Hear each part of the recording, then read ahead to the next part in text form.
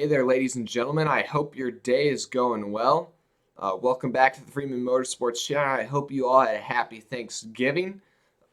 It's the day after Thanksgiving now, so it's Black Friday, and I don't know about you, but I've been purchasing some gifts for others as well as some gifts for myself, picking up some die-cast here and there. You know what I'm talking about. But with Thanksgiving passing, now Christmas is coming. That also means the NASCAR offseason has arrived. It's hard to believe Phoenix has already been 2 or 3 weeks ago. I'm still ecstatic as a Kyle Larson fan, but yeah, with the offseason arriving, I'm trying to bring you guys some more content. There's obviously not a ton of news in the offseason, but with any groundbreaking news, I'll try to hit you guys up with a video on that, breaking that down. But I'm trying to rate some paint schemes or do some paint scheme rankings type of videos to just provide some content. These are kind of easy for me to make. So yeah, if you want me to do more of these, drop a like and comment your opinions on my rankings. Today, the video is going to be based around, as you probably saw in the thumbnail, Kyle Larson and ranking all of his schemes from the 2021 season. The reason I'm doing Kyle Larson is because he's a champion and he's my favorite driver. So, and I'm not a bandwagon. I liked Larson like since he was a rookie. He was the first guy I liked. Anyways, so yeah, just let's get into it. Comment down below what your guys' opinions are on my rankings. In the number 10 position, he only ran 10 Cup Series schemes this year. In the number 10 position, we have the Freightliner scheme that he ran at Bristol Dirt. This scheme, honestly, for me, it kind of has some bad memories because this race, he got taken out, in somebody else's mess. It was his worst, I guess his paint scheme probably had the worst average finish correlated with it. And the colors do match the Freightliner logo. I kind of noticed that recently, but still, it doesn't really do anything for me. It's kind of dull. I mean, it's kind of hard to really make anything too special because that Freightliner logo doesn't have too many elaborate colors. But yeah, it's kind of dull. In the number 9 spot, we have a patriotic scheme that he ran once or twice this year. I can't remember. I just know he ran it at Michigan in that crazy race. The Cincinnati Tools scheme. It's good to see a new sponsor on the car with Cincinnati, but still, it's just the big thing for me here is they could have done so much more. The colors are a bit too muted for me. They're kind of dark. They're not super lively.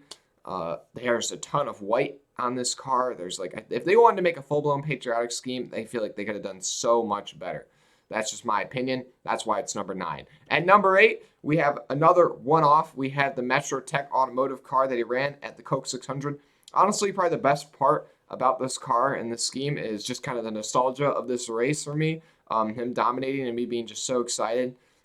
But besides that, the scheme it's all right. It's not bad. None of these are bad, but it just doesn't do anything too crazy for me. The colors are nice, but they could have done a little bit more. There's a lot of white on this car, like I said. But yeah. Oops. Yeah, there. Anyways, yeah. Number 7 is the Nation Guard scheme, his first kind of primary scheme for this year that he ran for a lot in the earlier months of the season. But for me, the big issue with this car is just the black and the white are they're not super, like, one thing you're going to learn about me, and one thing I'm going to say a lot in these paint scheme rankings videos, is I like to see like some lively color, some action, just cool things on these paint jobs. And the black and the white are just kind of dull, and the green doesn't really add a ton of flavor for me. I'm sounding like Gordon Ramsay over here. But yeah, so this scheme, it's not bad, but it's really average, to be honest. I feel like that's the thing, is none of these are too bad, other than I'd say maybe the Freightliner scheme, but they just don't do anything too crazy for me. In the 6th spot, we have another one-off. We have the Tarleton scheme. I think I'm saying that right, Tarleton. In this race, this car ran at Las Vegas in the playoffs. This scheme probably won't be remembered too much because it's all black, and that this race was a pretty rough race for the entire Hendrick crew. They kind of got caught off guard in the strategy. But I kind of think of this car as the Batmobile machine. I feel like they could have done a bit more with this. The big thing for me is if they could have made that black like a Kurt Busch Monster Energy black, like really blacked it out, like, and if they added like a bit more like silver to the 5 and the Tarleton logo, maybe added in a couple more yellow accents, I feel like that would have really just topped off this scheme. And honestly, if they did that and it looked nice, I would not mind this as like if it ran more races. Okay, and now into the top half of the contenders. We have in the 5th spot the HendrickCars.com throwback that he ran at Darlington. He was wheeling this thing in that race. I remember that 3-wide move he made with like Tyler Reddick and somebody else. I was losing my mind, but still came home just a little bit short. But nevertheless, this scheme is solid. It's a throwback to when he was I believe his first race car or go-kart or whatever. But I think the big, I honestly maybe would have ranked this thing like a spot or two lower now that I think about it. It's like I get the nostalgia, the personal nostalgia that comes with it, but it's nothing too crazy for me. The blue and yellow are just kind of funky colors to me for some reason. Kind of because if you kind of see on the side of the car where it's got the Hendrix kind of on that above the wheel well, the rear wheel well, it's kind of like fades from blue to white as it goes up. And I just think if it would have kept that solid blue, it would have looked a bit better. But now in the fourth spot, we have the Valvoline scheme that he ran at Daytona. I think he may have ran it one other time, but it was the regular season championship race, and he clinched that regular season championship. That was a sign of things to come this year. But this scheme, honestly, now I look at it more, I think I should have ranked it a bit higher. Both the Valvoline schemes are just out of the park. They are great.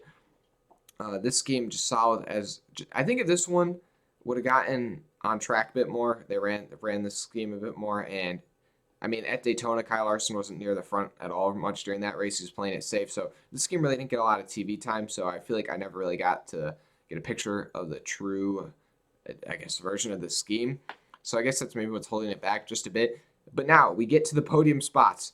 In the third place position, we have the HendrickCars.com Patriotic Scheme taking home the bronze medal in this ranking.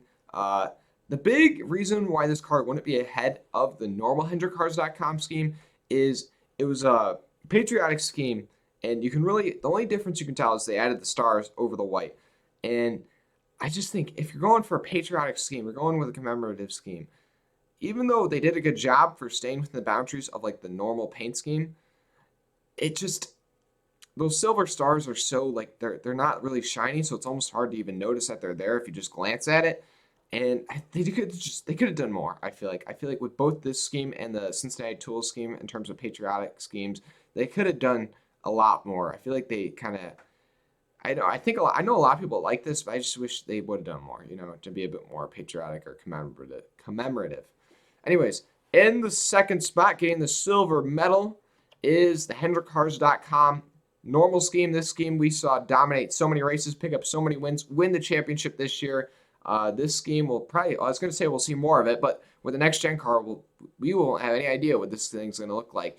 I'm actually really, I don't know if I would say excited or worried or just, well, I'm very much anticipating what his scheme is next year in terms of the HendrickCars.com scheme, because they're probably going to have to change this rubric based off the Ricky Hendrick car and the scheme that they've used for so much.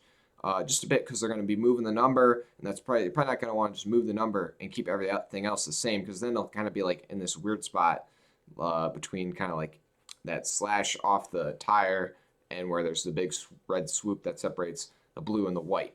But anyways, with the number one spot on this list, I don't think this is a surprise to anybody. We have the Valvoline scheme that he ran at Bristol and Nashville. He went 2 for 2 in this scheme. This scheme, I love this scheme. I love it so much. I'm buying both the race ones. I love it so much. Just the red is popping. And I think the big thing for me is the Valvoline schemes versus the HendrickCars.com schemes.